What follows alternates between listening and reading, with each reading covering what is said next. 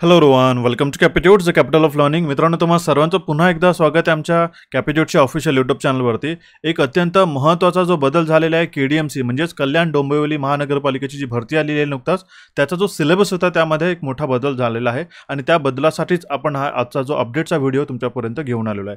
जर तुम्ही first time चॅनलला व्हिजिट करत आहात तर आजच आपल्या चॅनलला सबस्क्राईब करून बेल नोटिफिकेशनला क्लिक करून ऑलवरती क्लिक करा, जेणेकरून तुम्हाला टाइमली अपडेट्स हे पाहाव्यास मिळेल. ठीक आहे. KDMCसाठी याआधी सुद्धा मी एक सेशन घेतलेलं होतं, ज्यामध्ये सिलेबस आणि बाकीची जी माहिती आहे मी तुम्हाला दिलेली होती की कुठले पोस्ट आहेत किंवा कुठले तुम्हाला त्याच्यामध्ये वॅकन्सीज आहेत, कुठल्या कॅडर्समध्ये तुम्हाला अप्लाय करता येईल, ह्या सगळ्यांची मी तुम्हाला माहिती त्याआधी तुम्हाला दिलेली आहे. पण आता मात्र अभ्यासक्रमात जो बदल झालेला आहे, ज्यामध्ये तुम्हाला मराठी, इंग्लिश, GK आणि रिझनिंगचे जे टॉपिक्स आहेत दिलेले, ठीक आहे, हे पूर्णच्या पूर्ण 490 पोस्ट जे आहेत त्यासाठी लागू आहेत. ठीक आहे. त्यांनी एक नवीन सर्क्युलर काढून म्हणजे बेसिकली जो सिलेबस दिला होता त्याच्यामध्येच एक पेज ॲड ऑन करून काही टॉपिक्सची तुम्हाला त्याच्यामध्ये मेन्शन करण्यात आलेलं आहे, ते आपण आजच्या सेशनमध्ये पाहणार आहोत. बघा, याआधी मी इलेक्ट्रिकल इंजिनिअरिंग MCQच्या चॅनलवरती एक टोटल पोस्टसाठी म्हणजे जे इलेक्ट्रिकलसाठी खरं तर पूर्ण मी माहिती दिली होती, पण त्यामध्ये ही पूर्ण नोटिफिकेशनच मी तुम्हाला समजून सांगितलेली आहे की एक्झामिनेशनचा पॅटर्न काय, डेट काय राहणार, सिलेबस काय आहे वगैरे. तर त्याचबरोबर त्या सिलेबसमध्ये जो नॉन टेक्निकलचा सेक्शन होता त्याच्यामध्ये काही गोष्टी ॲड झालेल्या आहेत, त्या आपण पहिले बघून घेऊया. ठीक आहे. तर सर्वप्रथम त्यामध्ये सिलेबसमध्ये 4 नवीन विषय ॲड ऑन झालेले आहे. तो म्हणजे मराठी, इंग्लिश, ठीक आहे, नंतर आहे जनरल नॉलेज अँड रिझनिंग. आता बघा, हे सर्व टॉपिक जे आहेत ते एका सर्क्युलरवरती पानावरती आले होते. मी तुम्हाला तुमच्यासाठी टाईप करून ते घेऊन आलेलो आहे, सो दॅट तुम्हाला समजवता येईल. तर मराठीमध्ये काय केलेलं आहे बघा, व्याकरण. हे व्याकरण हा जो पहिला सब टॉपिक त्यांनी मेन्शन केलेला आहे. आता बघा, व्याकरणचा जर भाग बघितला तर व्याकरणमध्ये मल्टिपल जे आहेत ना टॉपिक्स तुम्हाला प्रिपेअर करता येतात. ठीक आहे. त्याच्यामध्ये वर्णपासून ते संधी, अलंकार, बरेच सगळे टॉपिक्स येतात. आता जरी म्हटलं आपल्याला व्याकरण, ठीक आहे, तसं आपल्याला काही स्पेसिफिक टॉपिक आपण करून जाऊ शकत नाही, म्हणून तुम्हाला एक ओव्हरऑल सगळ्या टॉपिकचं एक बेसिक कव्हरेज, जसं की काळ झालं, ठीक आहे, हा महत्त्वाचा, लिंग विचार, वचन विचार झाला, ठीक आहे, आणि जो आपल्याकडे नाम, सर्वनाम, विशेषण, क्रियापद, हे बेसिक आपल्याला व्याकरण करून जायचं असतं. ठीक आहे. दुसरा मराठीमधला टॉपिक मेन्शन केलेला आहे सर्वसामान्य शब्दसंग्रह. ठीक आहे. नंतर आहे म्हणी आणि वाक्यप्रचार यांचा अर्थ आणि उपयोग. आता बघा, सर्वसामान्य शब्दसंग्रह म्हणजे काय, जे मराठीत कॉमन प्रचलित जे आपल्याला जे चलनातले शब्द असतात ना, त्याचं खरं तर स्पेलिंग हे बरोबर आहे का, काना, मात्रा आणि त्याची वेलांटी हे बरोबर आहे का, हे मात्र तुम्ही लक्षात ठेवत चला. ठीक आहे.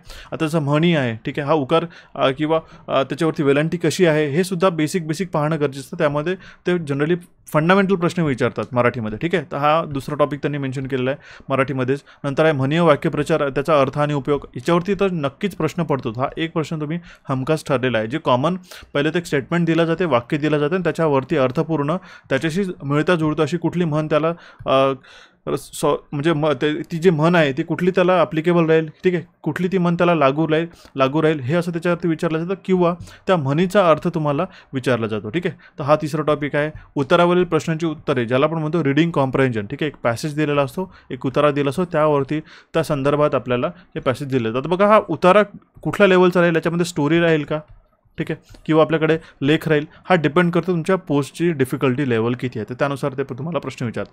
नंतर येतं वाक्य पृथक्करण आणि त्यांचे प्रकार. ठीक आहे. असे 5 महत्त्वाचे मुख्य टॉपिक मराठी या विषयामध्ये तुम्हाला प्रिपेअर करायचे आहेत. आलं लक्षात.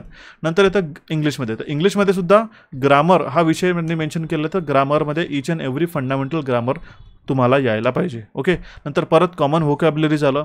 सेंटेन्स स्ट्रक्चर, याच्यावरती हमखास प्रश्न, सर्वात महत्त्वाचा टॉपिक असतो सेंटेन्स स्ट्रक्चर. कारण की बघा, याच्यामध्ये एका विभाजन केलेले असतात काही तुकड्यामध्ये, स्लॅशमध्ये, काही मदत आपल्याकडे तुकड्यामध्ये वाक्य तयार केलेले असतात, किंवा आपल्याकडे लेटर्स किंवा वर्ड्स असतात. ठीक आहे. त्याला प्रॉपर अरेंज केलेलं आहे का, किंवा ग्रामर, इंग्रजी ग्रामरच्या दृष्टीने ते व्यवस्थितरित्या त्याची संरचना जी आहे ती बरोबर केलेली आहे का, त्याचं स्ट्रक्चर बरोबर आहे का, याच्यावरती प्रश्न विचारले जातात इंग्लिशमध्ये. ठीक आहे. नंतर इथं idioms and phrases and their meaning, just like म्हणी आणि आपला वाक्यप्रचार. ठीक आहे. कॉम्प्रेन्शन ऑफ पॅसेज, उतारावरील प्रश्नांची उत्तरे, आणि नंतर sentence arrangement and error correction. ठीक आहे. तर महत्त्वाचा टॉपिक कुठला राहील, सेंटेन्स स्ट्रक्चर झाला, ठीक आहे, आणि नंतर तो sentence arrangement and error correction. ठीक आहे. तर आपल्याला पूर्ण इंग्रजीचे एरर्स असतात ना, हे आपल्याला माहिती असणं गरजेचं आहे. ठीक आहे. तर हा दुसरा इंग्रजीचा टॉपिक तुम्हाला, इंग्लिशचा टॉपिक त्यांनी मेन्शन केलेला आहे. अलॉंग विथ, ठीक आहे, नॉन टेक सोबतच, बघा लक्षात घ्या, नॉन टेक सोबतच तुम्हाला हा ॲडिशनल जो आहे हा म्हणजे टेक्निकलसोबतच तुम्हाला हा ॲडिशनल नॉन टेक्निकलचे सुद्धा टॉपिक करावायचे असतात.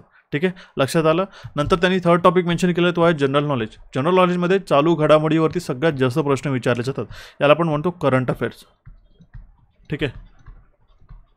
आणि आपण मंथली कॅपिट्यूड्सवरती फुल मंथली करंट अफेअर्स आपण प्रोव्हाइड करत असतो. आतापर्यंत आपल्याकडे मेपर्यंतचे, जानेवारीपासून ते मेपर्यंतचे करंट अफेअर्स फुल्ली अपलोड केलेले आहेत. ते सेशन तुम्ही पाहत घेत चला. ठीक आहे. नंतर येतो महाराष्ट्राचा इतिहास. ठीक आहे. बेसिक आपल्याकडे हिस्ट्री येते, याच्यामध्ये आपल्याला इंडिया हिस्ट्रीसुद्धा विचारला जाऊ शकतो. राज्यघटना, महाराष्ट्राची व भारताचे नागरीकरण, अद्ययावत तंत्रज्ञान, ठीक आहे, ॲडव्हान्स टेक्नॉलॉजीज झालं, पर्यावरण समस्या, वारसा स्थळे, पर्यटन, ऊर्जा संवर्धन व हरित बांधकाम, घनकचरा व्यवस्थापन. आता बघा, जेवढा तुम्ही अभ्यास केला जनरल नॉलेजचा तेवढा मात्र कमी राहतो. पण तुम्हाला जो आहे, मी तुम्हाला एक ॲड ऑन सांगतोय. जर आपल्याकडे समजा एक समजून चाला की 100 प्रश्न जर आपल्याकडे जीकेचे आहेत, मी एक्झाम्पल देतोय. ठीक आहे, उदाहरण, समजा 10 प्रश्न जर आपल्याला जनरल नॉलेजचे येतात तर त्याच्यापुढे जवळपास 5 ते 6 प्रश्न आजकाल काय होतं की चालू घडामोडी करंट अफेअर्सवरती विचारले जातात. आता जनरल नॉलेज हा जो टॉपिक आहे, यामध्ये तुम्हाला हिस्ट्रीसुद्धा विचारलं जाते. ठीक आहे, पॉलिटी, जिओग्राफी असे वेगवेगळे सब टॉपिक्स तुम्हाला विचारतात. पण एक असं स्पेसिफिक किंवा त्याचा संदर्भासहित आपल्याकडे असं डिटेल टॉपिक राहत नाही की तोच करून गेला की आपल्याला पूर्ण मार्क मिळतील. म्हणून जनरल नॉलेज हा आहे जो सब्जेक्टिव्ह टॉपिक असतो. सब्जेक्टिव्ह म्हणजे याचा अर्थ असा की हा कितीही केला तरी अनप्रेडिक्टेबल टॉपिक याला कन्सिडर करण्यात येतात. पण काही मात्र जे टॉपिक जसं की याच्यामध्ये ऊर्जा संवर्धन झालं, ठीक आहे, किंवा आपल्याकडे पर्यावरण समस्या झालं, ठीक आहे, काही प्रोटोकॉल्सवरती प्रश्न विचारले जातात, हे तुम्हाला करायचे आहेत. ठीक आहे, चालू घडामोडी, ह्या मेन टॉपिक्सवरती तुम्हाला जास्तीत जास्त प्रश्न विचारले जातात. खरं तर पूर्ण एकदा ओव्हरव्ह्यू करायचा आहे. आणि नंतर येतो रिझनिंग. ठीक आहे, रिझनिंगमध्ये काय काय त्यांनी मेन्शन केलेलं आहे बघा. रिझनिंग हा असा टॉपिक त्यांनी मेन्शन केलेला आहे, पण याच्यामध्ये तुम्हाला बेसिक काही ठीक आहे सुद्धा विचारला जाऊ शकतं. लक्षात ठेवा, ज्यामध्ये काय interpretation of data and graphs. ठीक आहे, म्हणजे त्याला आपण डेटा इंटरप्रिटेशन म्हणतो. तर हा सरळ आपल्याकडे कॉन्टचा टॉपिक येतो, लक्षात घ्या. नंतर येतो डायरेक्शनला आपण म्हणतो दिशाज्ञान. ठीक आहे, दिशाज्ञान म्हणजे काय, एक व्यक्ती उत्तरेकडे जातो आहे, मग तो उजवीकडे वळतो आहे, परत तो उत्तरेकडे जातो आहे, मग तो डावीकडे वळून परत खाली येतो आहे, परत लेफ्ट जातो आहे, ठीक आहे, परत राईट जातो आणि परत वर जातो आहे. तर याला दिशाज्ञान म्हणतात. याच्यावरती तुम्हाला बेसिक आयडिओलॉजी नसेल माहिती तर मी तुम्हाला बेसिक ओव्हरव्ह्यू तुम्हाला सांगितलेलं आहे. ठीक आहे. आणि नंतर येतं अरिथमॅटिकल रिझनिंग. आता अरिथमॅटिकल रिझनिंग हा एक जनरली काय SSC टाईपचे जे टॉपिक्स असतात ना, ठीक आहे, जसे की आपल्याकडे जर ॲनालॉजीज झालं, अल्फाबेटिकल सिरीज वगैरे, हे अरिथमॅटिकल रिझनिंगमध्ये सुद्धा येतं. फंडामेंटल काही नंबर सिरीज झालं किंवा कॉम्बिनेशन ऑफ वर्ड्स, अशा टाईपचं तुम्हाला बेसिक रिझनिंग तुम्हाला व्यवस्थितरित्या करायचं आहे. ठीक आहे. नंतर म्हटलेलं आहे statement and arguments, decision making, statements and conclusion. ठीक आहे, हे 3 महत्त्वाचे टॉपिक्स सुद्धा त्यांनी मेन्शन करण्यात आलेले. हे प्रॉपर रिझनिंगचे टॉपिक्स आहेत. नंतर येतं ॲनालॉजी आणि नंतर येतं नंबर सिरीज. ठीक आहे, आता नंबर सिरीज ही क्वांटमध्ये सुद्धा राहतं. ठीक आहे, की बेसिक रिझनिंगमध्ये ॲनालॉजीच्या वेमध्ये सुद्धा ते तुम्हाला विचारलं जाऊ शकतात. ठीक आहे. तर हा होता पूर्ण डिटेल सिलेबस तुमचा non technical KDMC Kalyan Dombivli महानगरपालिकेच्या अभ्यासक्रमात. हे जे ॲड ऑन झालेले आहेत ना, हे आहेत 4 टॉपिक. ठीक आहे, तर याची पूर्ण तुम्हाला तयारी करायची आणि त्यासाठीच आपण म्हणून कॅपिट्यूड्सला नुकताच तुमच्या जे रिक्वेस्ट आणि ज्या तुम्हाला क्वेरीज आल्या होत्या आमच्याकडे पर्सनली, जेव्हा मी इलेक्ट्रिकलच्या ॲप्लिकेशनला तो कोर्स आणि तुमच्यासाठी जी माहिती दिली होती, ठीक आहे, त्यामध्येच की सर नॉन टेक्निकलमध्ये कुठलं टॉपिक्स प्रिपेअर करायचं त्यासाठी तुम्हाला सांगितलेलं होतं. सर्व पदांकरिता आपण एकमेव नॉन टेक्निकल कोर्स लॉन्च केलेला आहे. काही अडचण असल्यास तुम्ही या नंबरला व्हॉट्सअप करून विचारू शकता. सर्वप्रथम तुम्हाला कॅपिट्यूड्स हे ॲप्लिकेशन डाउनलोड करायचं आहे प्ले स्टोअरवरून, किंवा ज्याची लिंक जी आहे तुम्हाला डिस्क्रिप्शन बॉक्समध्ये पाहावयास मिळेल. तिथून तुम्हाला हे ॲप्लिकेशन डाउनलोड करून त्याच्यामध्ये लेटेस्ट पेड कोर्समध्ये महाराष्ट्र कोर्समध्ये जायचं आहे तुम्हाला, आणि हा KDMCच्या कोर्सला एनरोल करायचा. यामध्ये तुम्हाला मराठी, इंग्रजी, GK आणि रिझनिंग हे 4ही सब्जेक्ट तुम्हाला पाहावयास मिळेल. ठीक आहे. महत्त्वाची गोष्ट म्हणजे की आपल्याकडे जो की पॉईंट्स असतात ना, ई बुक्स आणि की पॉईंट्स, हे आपल्याकडे मेन याचं USP असतं की तुमच्याकडे जे महत्त्वाचे की पॉईंट्स असतात आणि टू द पॉईंट सिलेबस तुम्हाला पाहावयास मिळतो या कोर्सेस थ्रू. ठीक आहे. आणि तुम्हाला टेक्निकलसोबतच नॉन टेक्निकलची जर तुमची चांगली तयारी असेल ना, तर तुम्हाला कुठल्याही पोस्टकरिता जे सिलेक्शन आहे हे फार इझिली घेता येतं.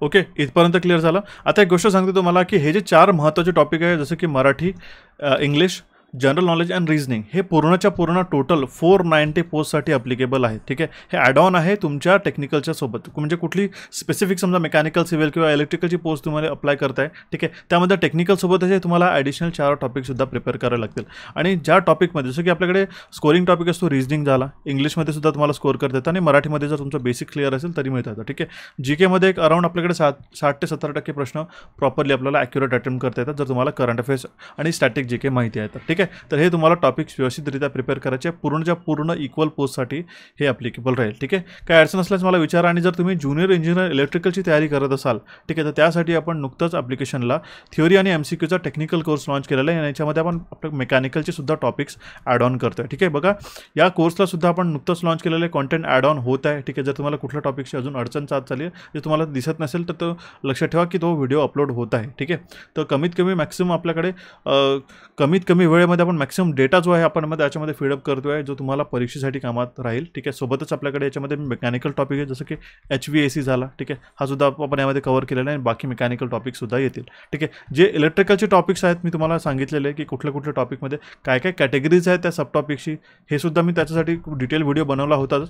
ठीक आहे. याच्यामध्ये तुम्ही सर्वप्रथम हे जाऊन पाहून घ्या. ठीक आहे. आणि तुम्हाला व्यवस्थितरित्या तयारी करायची तर या कोर्सला तुम्ही एनरोल करू शकता. ठीक आहे. त्यासाठी आपला जो इलेक्ट्रिकल इंजिनिअरिंग MCQचा ॲप्लिकेशन आहे हा सुद्धा तुम्हाला डाउनलोड करावा लागेल. ठीक आहे. आणि काही अडचण असल्यास तुम्ही या नंबरला कॉन्टॅक्ट करून तुम्ही विचारू शकता. ठीक आहे.